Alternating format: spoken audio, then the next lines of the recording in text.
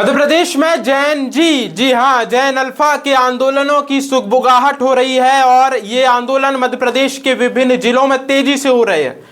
आंदोलन इस कदर हो रहे हैं कि स्कूली छात्र छात्राएं, बच्चे जो पढ़ाई करते हैं विद्यालयों में, वो सड़कों पर उतर रहे हैं और अकाउंटेबिलिटी, सरकार से जवाबदेही मांग रहे हैं।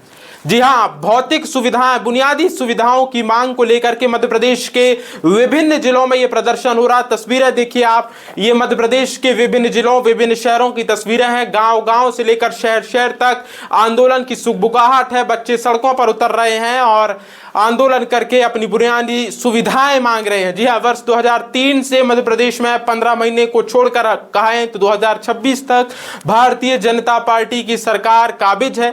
ऐसे में सवाल उठना लाजमी है कि लगभग 21-22 वर्ष होने के बाद भी मध्य प्रदेश में बुनियादी सुविधाओं के लिए बच्चों को सड़कों पर क्यों उतरना पड़ रहा है। सवाल समझेंगे कि आखिरकार सरकार अपने दावे और वास्तविकता में कितनी अलग दिख रही है। तमाम ऐसे सवाल हैं और इनकी जवाब तलाशेंगे। अंत तक बने रहिए, क्योंकि मध्य प्रदेश के विभिन्न क्षेत्रों से जो तस्वीरें निकल के आ रही हैं वो दूरगामी राजनीति को प्रभावित करेंगी। नमस्कार, मैं हूं आदर्श पांडे। देखना शुरू कर चुके हैं आप द लपेटा। बात करेंगे जैन अल्फा के आंदोलन की।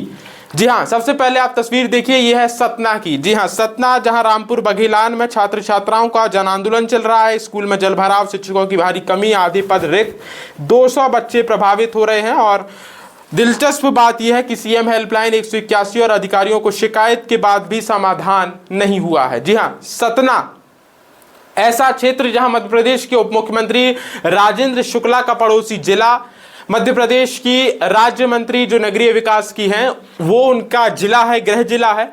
और इस क्षेत्र में यदि बच्चों को सड़क पर उतरना पड़ रहा है सतना जैसे क्षेत्रों से, तो सवाल उठेगा, सवाल पूछा जाएगा कि जैन अल्फा को इस तरीके से उतरने को मजबूर क्यों किया जा रहा है।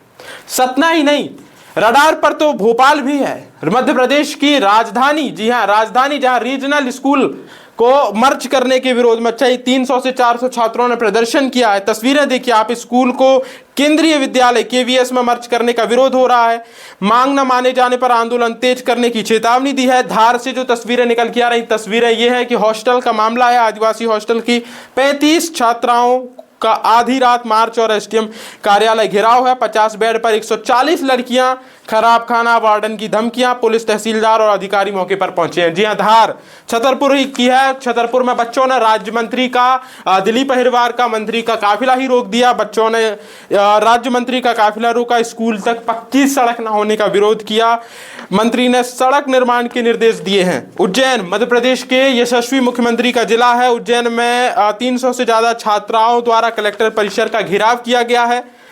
स्कूल की 12 से 15 किलोमीटर दूर शिफ्ट करना सुरक्षा व परिवहन का चिंता है। स्कूल शिफ्टिंग का फैसला फिलहाल टाल दिया गया है। तो सागर हो, रीवा हो या फिर विदिशा हो, तमाम क्षेत्र ये हैं जहां से तस्वीरें निकल के आ रही हो। तस्वीर कई तरीके से सवाल पैदा कर रही। जैन अल्फा, जनरेशन अल्फा लगातार प्रदर्शन कर रही है और ये प्रदर्शन देश में जंतर मंतर में हुए छात्रों के, युवाओं के विरोध में शिक्षा मंत्री, तत्कालीन शिक्षा मंत्री धर्मेंद्र प्रधान के इस्तीफे के बाद भी तेज हो चुके हैं, क्योंकि लोगों को अब पता है कि सवाल पूछेंगे तो जवाब और अकाउंटेबिलिटी, जिम्मेदारी मिलेगी। अब सवाल उठता है कि आखिरकार 2003 का वो समय था जब मध्य प्रदेश की सत्ता में काबिज यशस्वी भारतीय जनता पार्टी के मुख्यमंत्री हुए। शिवराज सिंह चौहान जैसे दिग्गज नेता उभर कर सामने आए, जो लोगों की नजरों में मामा कहलाते हैं, रिश्ता बनाते हैं। पर मामा के कार्यकाल में भी बच्चे आज एक बेहतरीन सुविधाओं का अभाव क्यों झेल पा रहे हैं। सवाल उठना लाजमी है, क्योंकि मध्य प्रदेश के मुख्यमंत्री डॉक्टर मोहन यादव भी उसी पार्टी के हैं जिस पार्टी को लोगों ने तकरीबन 21 से 22 साल सत्ता में रखा। सवाल उठेंगे कि जैन जी आंदोलन के बाद मध्य प्रदेश में जैन अल्फा के ये आंदोलन सरकार के खिलाफ बगावत, खिलाफत और सवाल पूछ रहे हैं। आखिरकार आपके नेता, आपके मंत्री, आपके विधायक, आपका पार्षद, आपका मेयर, आपका विधायक, आपका पार्षद,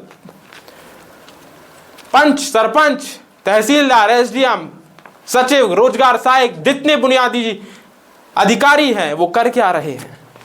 सवाल उठेगा कि आखिरकार संबंधित मंत्रालय मंत्री क्या काम कर रहे हैं कि बच्चों को शिक्षा दीक्षा का काम छोड़कर प्रदर्शन करना पड़ रहा है। और इस प्रदर्शन को लेकर के लोगों का मानना यह है कि जेन अल्फा, जनरेशन अल्फा जो अभी बच्चों की आ रही है, ये सहने वाली नहीं है।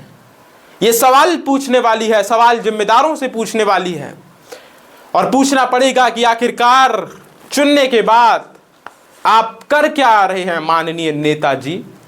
सवाल पूछना पड़ेगा कि आपको हमने चुना, आपको सुविधाएं दी, आपको पैसा दिया, तो आपने क्या किया। सर हमको हॉस्टल हमारा भवन चाहिए, और मतलब खाने पीने की दिक्कत भी बहुत ज़्यादा है। और हॉस्टल में मतलब 50 लड़कियों का रहने का है, और मतलब 140 लड़कियाँ रह रही वहाँ पे रह नहीं पाती है।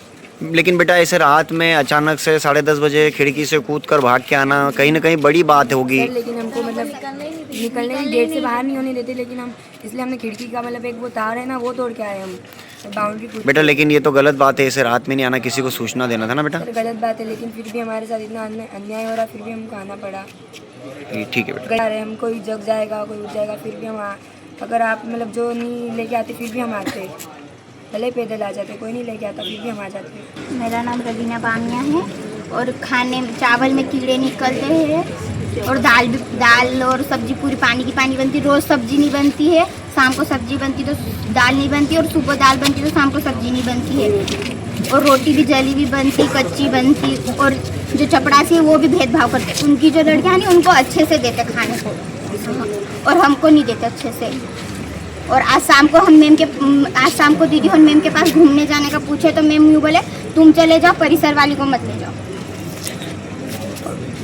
और शौचालय की भी बहुत दिक्कत आती, शाम को कभी नाश्ता मिलता तो नहीं मिलता है, किसी को पेट भर के खाना भी नहीं मिलता है। रोटियां कम पड़ जाती है, चावल कम पड़ जाते हैं। परमल शाम को परमल देते तो उसमें भी सेव नहीं रहते, बस परमल ही मिलते हमको, दूसरा कुछ भी नहीं मिलता। पोहे में भी सेव नहीं रहते हैं, और पोहे में धंधुरे भी निकलते, वो भी जिबले निकलते, वो भी निकाल। अगर हम चपरासी उनको बोलते तो वो बोलते तुम खा लो, दूसरे को मत बोलो। खैर इसको लेकर अब राजनीति भी गरमाई हुई है, और विपक्ष तो खैर इसे अच्छी नजर से देख रहा है, पर सत्ता के लिए आंखें थोड़ा नीचे झुकने वाली हैं, क्योंकि अब यदि ऐसे ही मध्य प्रदेश से आंदोलन हो रहे हैं, बच्चे प्रदर्शन कर रहे हैं, विरोध कर रहे हैं, तो सत्ता की गलियारों में चर्चा तेज होगी। अब आप इस पूरे आंदोलन को लेके, बच्चों के विरोध प्रदर्शन को लेके और जनरेशन अल्फा किस नजर से देखते हैं आप? क्या मध्य प्रदेश के आने वाले चुनाव में घर परिवार पर ये विरोध प्रदर्शन असर करेंगे? आपकी राय, आपके विचार और आपके सुझाव लपेटा के कमेंट बॉक्स पर जरूर साझा करें।